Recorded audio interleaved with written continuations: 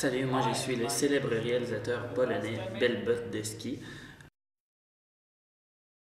Bonjour, mon nom est Sydney Stars et je suis une agente de cascadeur professionnel.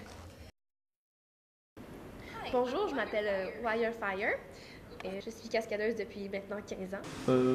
Bonjour, je m'appelle Terry Fox Terrier.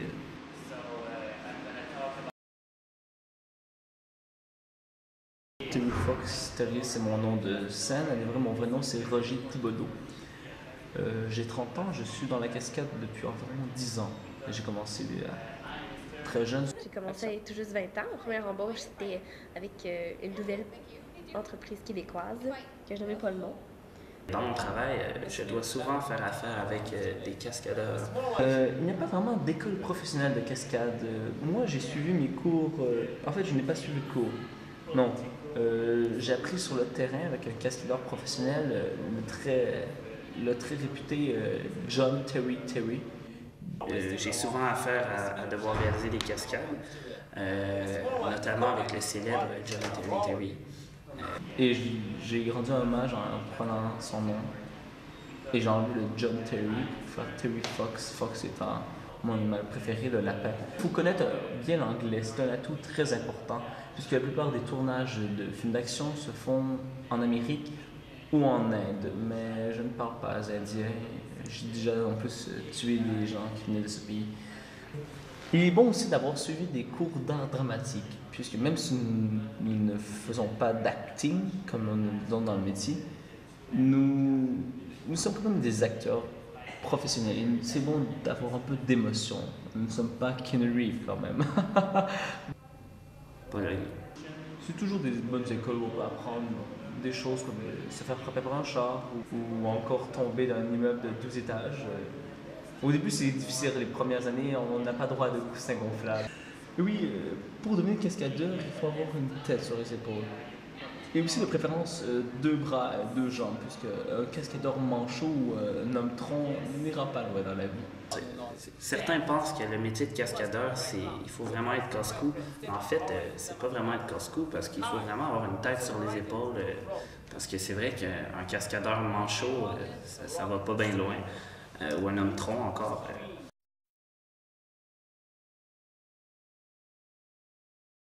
Moi, mon rôle, en gros, c'est de m'occuper que mes cascadeurs que j'ai sélectionnés mangent bien et soient en sécurité sur les plateaux. Je recommande vraiment qu'ils mangent des fruits et des légumes à tous les jours, peu importe la quantité, il ne faut pas exagérer quand même, mais c'est vraiment un bon aliment, les fruits et les légumes. Donc, moi, ce que je recommande, 3 ou 4 heures avant, dans le fond, le tournage, c'est de manger un gros plat de pâtes. Parce que, dans le fond, ça apporte beaucoup d'énergie, puis ça se digère rapidement, puis c'est bien ouais.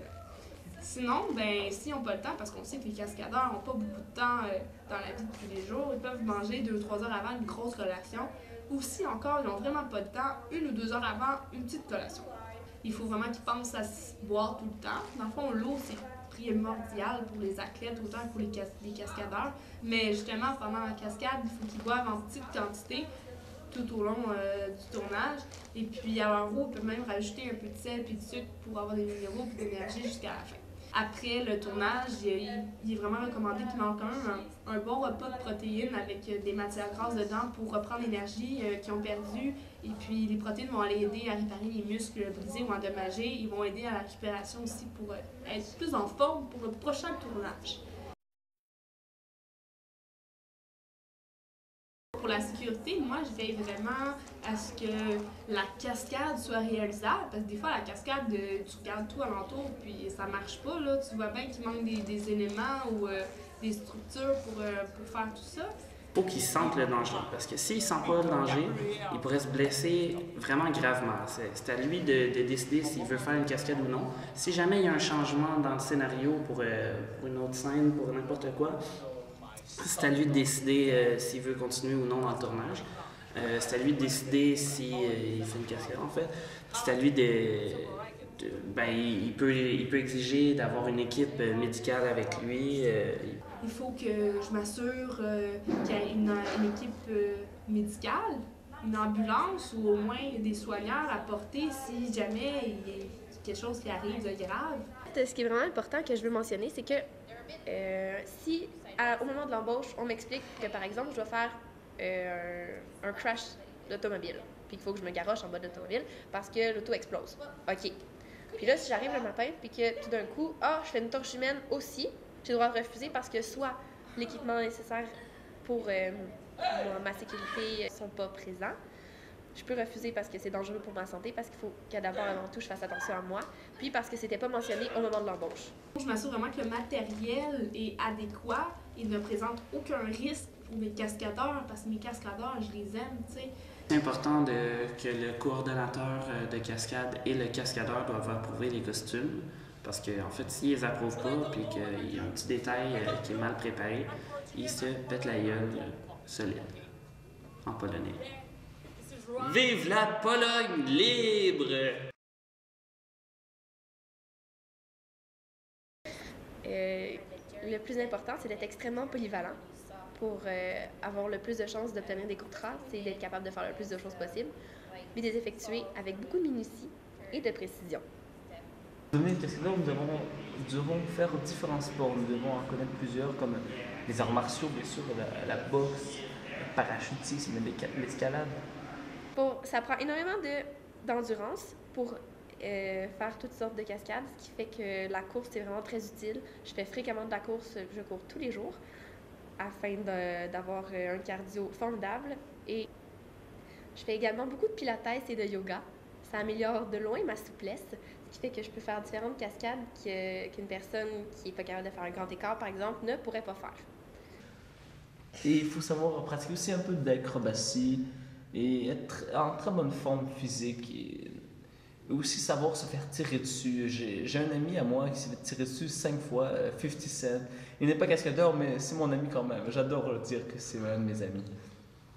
Pour être cascadeuse, on doit avoir une excellente condition physique et être en excellente santé. C'est très utile parce que si une entreprise a le choix entre deux cascadeurs, un qui est en moins bonne santé, qui a une blessure quelconque ou une douleur chronique, il va prendre l'autre parce qu'il y a déjà beaucoup de risques dans ce métier. Fait que si tu es blessé en plus, t'es fait, tu perceras pas. Je sais que ce métier, je ne peux pas le faire indéfiniment. Vers 45 ans, on est arrivé à la fin de sa carrière. Donc, je commence tout de suite en fait, à me trouver un nouveau emploi. Vers 46 ans, 47, je vais devenir un arbre. Je me pratique déjà souvent et je me fais plusieurs amis, dont Spinny, un petit écureuil beige, et Noisette, qui est une noisette en fait. Habituellement, les cascades qui sont les plus banales, je dirais, qui sont le plus souvent utilisées, c'est surtout les escaliers, des sauter de plusieurs étages, la bousculade, puis les combats, les petites batailles. Ça peut être beaucoup plus dangereux, comme j'ai mentionné tantôt, la torche humaine, d'être percuté par une voiture. J'ai beaucoup d'habileté. Je pratique énormément ma dextérité manuelle afin d'effectuer toutes les tâches qu'on pourrait me demander. Moi, les acteurs américains, je les connais pas. Je tourne juste avec des Polonais. Pologne. Et c'est pourquoi je dois être une athlète accomplie pour pouvoir être une vraie cascadeuse.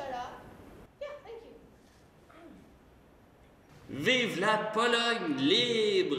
Si vous voulez être comme moi, je vous conseille de toujours travailler fort et d'écouter vos professeurs d'éduc comme le mien. Dieu est son âme.